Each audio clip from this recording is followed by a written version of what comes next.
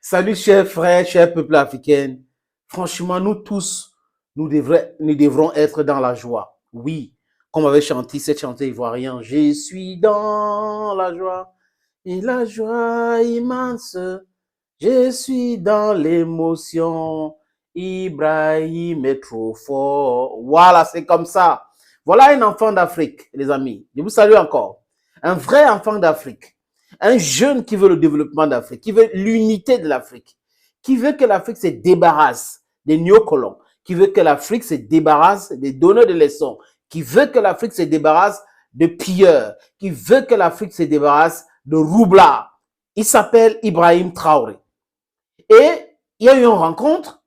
Lors de cette rencontre entre Ibrahim Traoré, le président du Burkina Faso, et Vladimir Poutine, Poutine a pris la parole.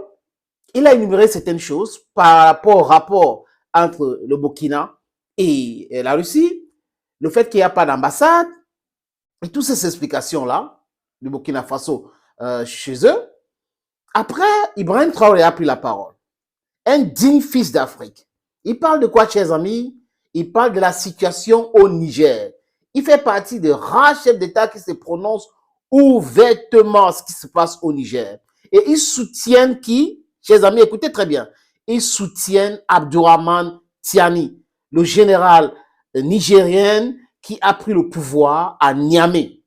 Clair et net. Vous savez que Bazoum jouait le rôle de perroquet de l'Occident, perroquet de la France, perroquet des États-Unis.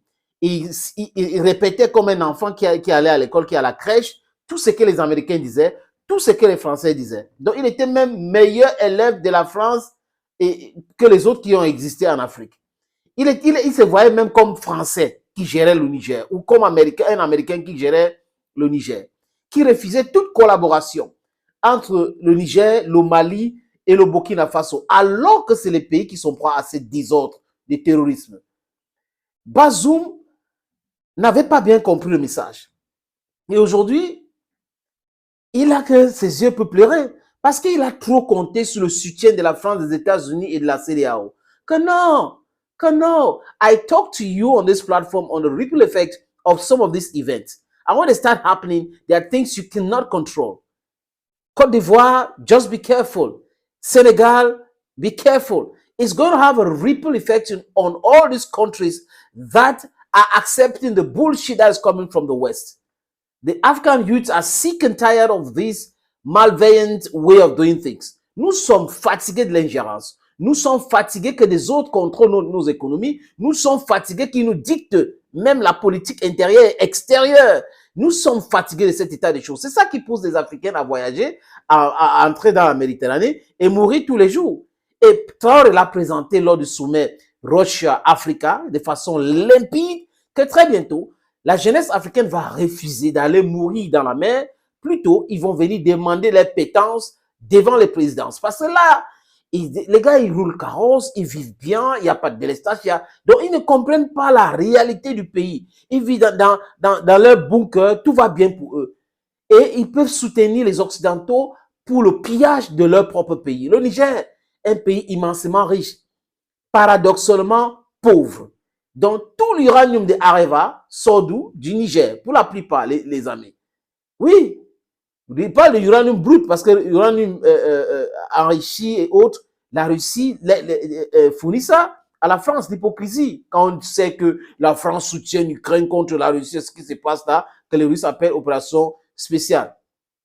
Et ce monsieur, ce mec, ce président, cette jeune, il dit à Poutine, je sais que on est en train de t'accuser d'être derrière le coup d'État au Niger. On nous accuse aussi. Mais nous devrons soutenir les militaires au pouvoir au Niger parce que nous voulons le changement de partenaires. C'est ça qui nous empêche de nous développer. En fait, les amis, c'est clair ce qu'il dit. C'est incontestablement vrai ce qu'il dit. Donc, si la France ne veut pas changer sa façon de voir l'Afrique ou de traiter avec l'Afrique, mais l'Afrique va chercher d'autres partenaires.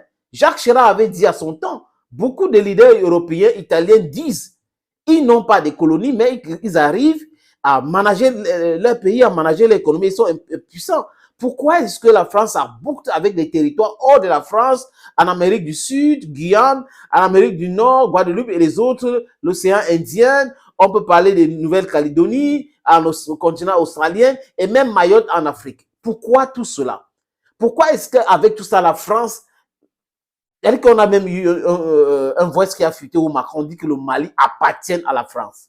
C'est incroyable, mais vrai. Les gens qui ont fomenté les coups d'État en Afrique successifs, juste pour contrôler le sous-sol africain, viennent donner des leçons aux Africains aujourd'hui. Jusqu'à Macron dit qu'il n'est pas d'accord avec ce qui se passe au Mali. Mais il était d'accord avec ce qui se passe au Tchad. Il était même allé.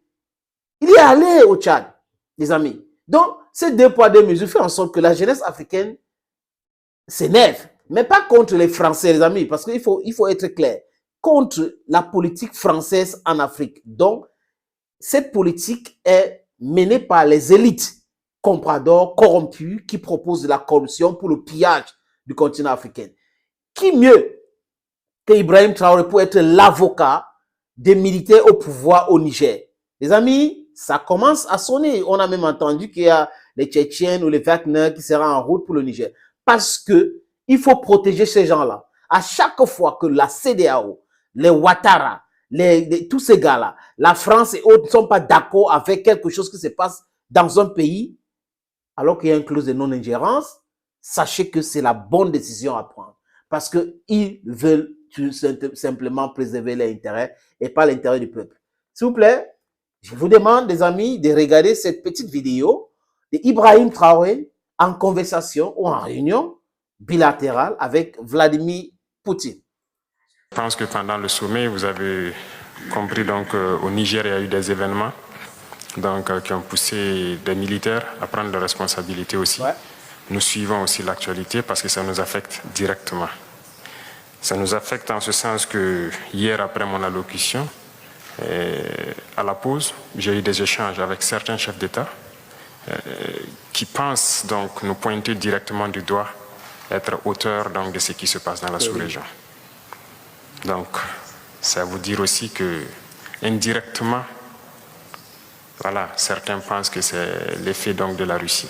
Et comme vous pouvez le constater sur la plupart des médias occidentaux, qui continuent donc de véhiculer ce genre de messages. Donc, c'est un paramètre à prendre en compte dans la diplomatie. Il se peut que dans les jours à venir, ce pays connaisse des sanctions.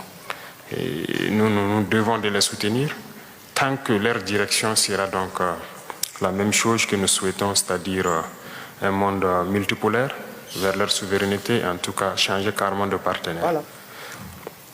Parce qu'actuellement nous menons la même lutte contre le terrorisme avec ces États et du fait que nos partenaires sont différents, on est bien voisins mais on n'arrive pas à collaborer. Voilà. Et on espère qu'avec la nouvelle donne, on pourra se soutenir. Ibra, oui, IB. Tout le monde devrait dire en commentaire IB. C'est un vrai fils d'Afrique.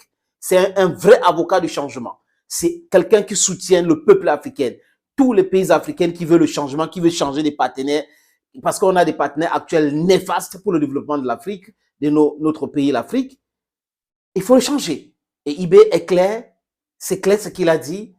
Il soutient ce qui se passe au Niger. Il demande à Poutine de soutenir aussi les militaires au Niger parce qu'ils sont en train d'aller vers le changement des partenaires pour travailler en synergie et combattre le terrorisme et vaincre le terrorisme dans le Sahel. Chers amis, chers peuples africains, abonnez-vous sur la page si vous avez le temps. Commentez aussi, likez la vidéo. Thank you again. Be blessed. Bye bye.